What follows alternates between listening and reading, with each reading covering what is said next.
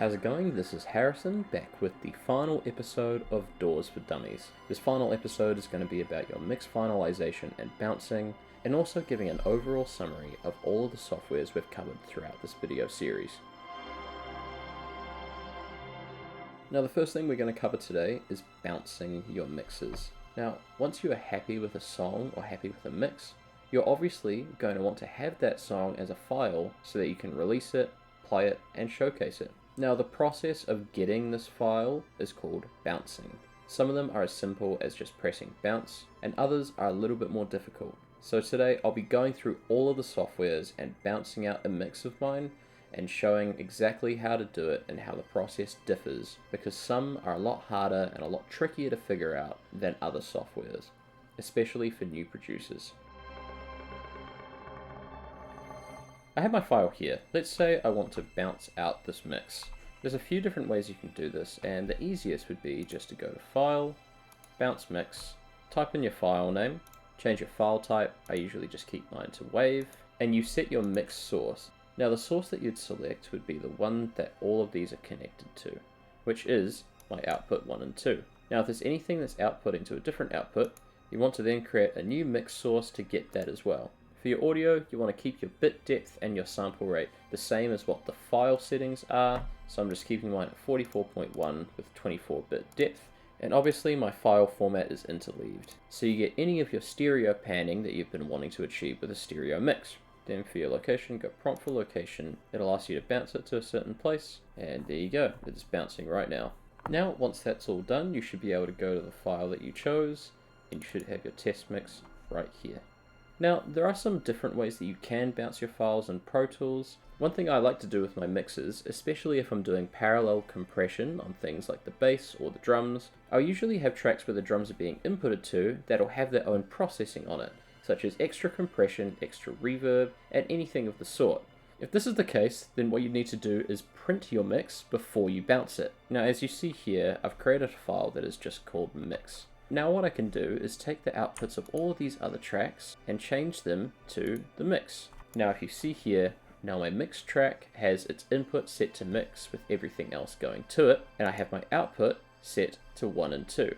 Now I can put whatever I want here, such as extra compression, onto this track, and everything is going to be inputting into that compression on top of all the processing I've done on each individual track.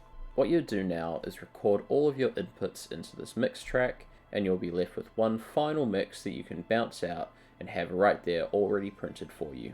There you go. Now we have a printed mix here that we can showcase to the world. Now another cool thing you can do, if you're looking at changing the mix at all or doing anything to the mix, you can simply take this file and move to a new playlist, and now you have your old mix just here in this playlist, which makes it easy to compare your mixes just by pressing this solo button here while you're playing your new mix. All you need to do now is just right click on the mix track, go bounce, and you have all of your same options here. Now these different methods give you an effective bounce both ways. However, printing your mixes is not something that you would immediately think of if you are a new audio producer. We're here in Reaper, and once you have a mix you're happy with, I have all of my stems here. It is just as simple as going to File and going to Render. You have your file outputs here, in which you can change the file name and change the render to destination. And if you press the browse button here and go browse per directory, it allows you to choose your file that you send your mix to. Now you also have your options where you can change your sample rate. You can go down here to change your format, your bit depth, and any other options that you might want. Once you've selected all of your options, you just go here to render one file. And there you go. Gets everything sorted, and now we can pull up our file and we have our mix right here. Now, I would highly recommend doing the printing technique in Reaper as well. However, I've noticed that the render feature in Reaper is a lot more reliable than the one in Pro Tools. So if you want to use the render option in Reaper, that is perfectly fine. It'll still give you an effective bounce. Overall, this is very easy to use and you don't have a huge amount to worry about when it comes to bouncing out your mix. We're here in FL Studio, and once we're finished with our mix, all we need to do is go up here to File, Export, and we have all of our different options here. It is as easy as just selecting WAV file or going Control R, which is the shortcut to bounce out your mix. You can then select your file, go Save, you have all of your options here. However, one thing I've noticed is that it doesn't allow you to change your sample rate. But once you've done all that, you can then go render minimized, and here you go. You have a mix right here. Now this is really easy to use. All you need to do is press Ctrl R, and your file is perfectly bounced, ready to go. We're here in Ableton, and if you want to bounce your mix, all you need to do is come up here to File, go Export Audio Video. You can set your in and out points, such as your start and your end. Have all of your options here, including your sample rate, and your bit depth, and your file type. And once you export, you can choose a file, and there you go. Now overall, it's a very simple process from software to software. Pro Tools is the one where I would recommend taking a different method and bouncing using a print rather than bouncing just using the overall export or render tool. However, all of these are very, very easy to use, and once you've finished a mix, it is very easy to get that file and use that to showcase your work. Now I can't visually display the bounce feature in Logic due to the recording limitations I've had. However, bouncing in Logic is as easy as going up to the top corner, pressing File, Bounce, and then selecting your in and outs, selecting which source of your mix you want to bounce, and then getting it out. Changing your file types and your file options, such as your bit depth and your sample rate, choosing the file that you want it to save to, and then you have a mix all ready to go. Unfortunately, I just can't show it visually in this episode. It's super easy and super user-friendly. It means you can get your songs straight out of Pro Tools as soon as you're done. Now that we have a final mix in each of the software that we are happy with, let's summarize what we have learnt about each different software throughout this video series.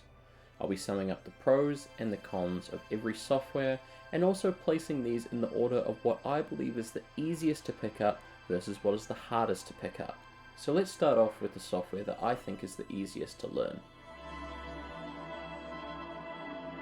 I think Logic is by far the easiest to learn as a new producer based on all of its pros outweighing all of its cons. The UI is super easy to use and understand.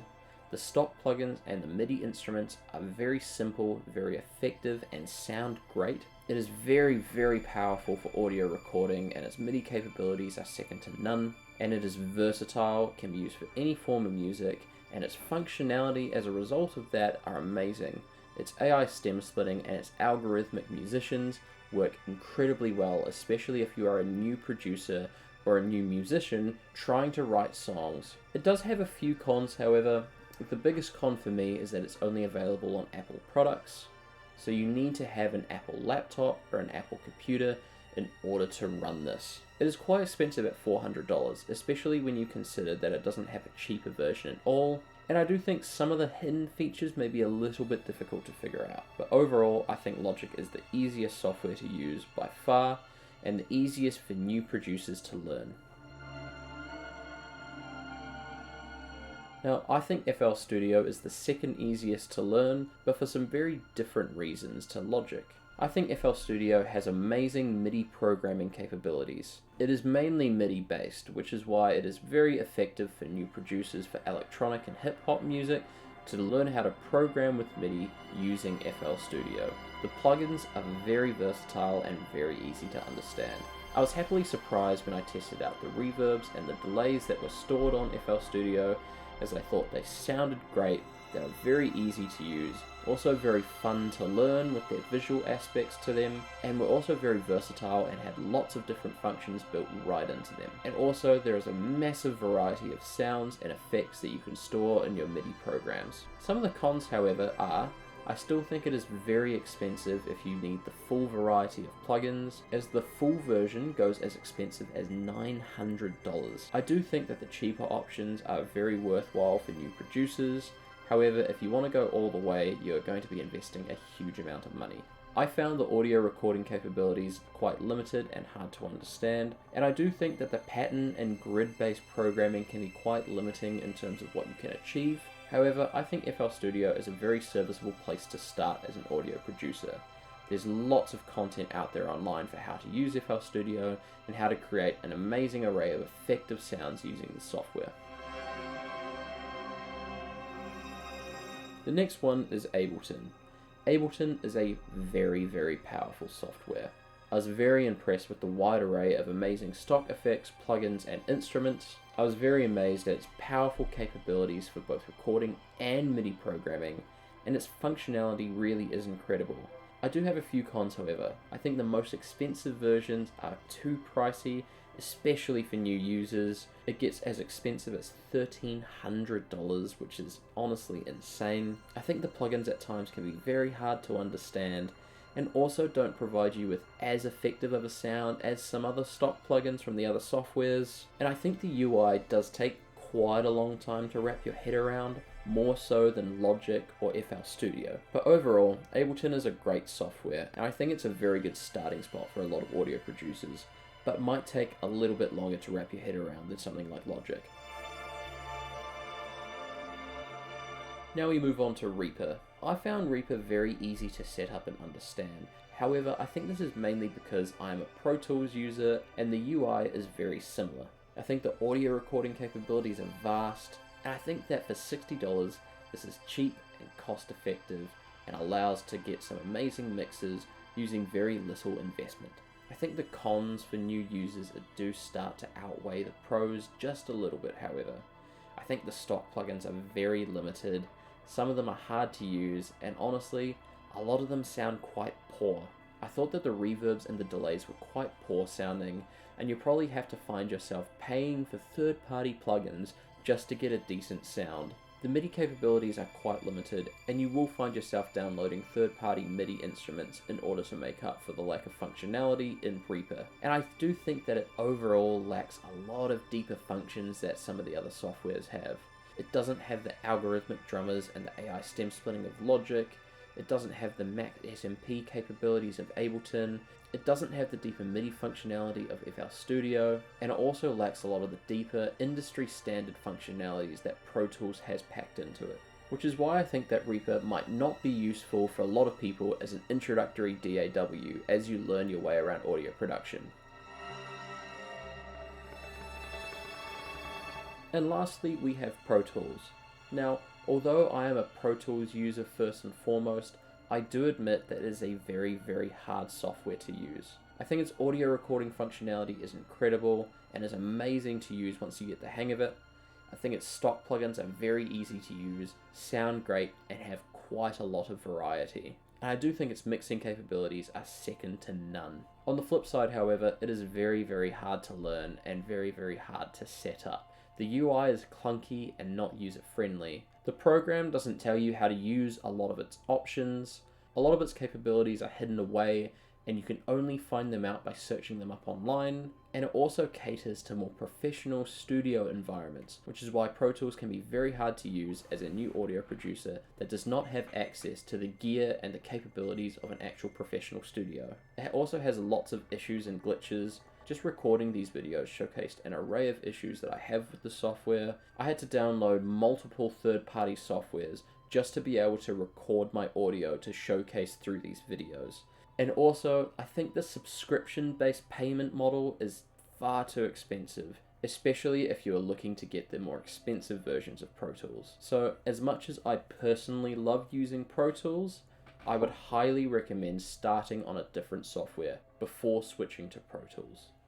Now that finishes the overall summary of this video series. I hope that you have enjoyed, and I hope that you have learned a huge amount about the different softwares that are out there and have learned which software is going to be right for you as you dive deep into the world of audio production. I hope you enjoyed this video series. I have been Harrison from HBY Audio, and I'd just like to thank you very much for watching.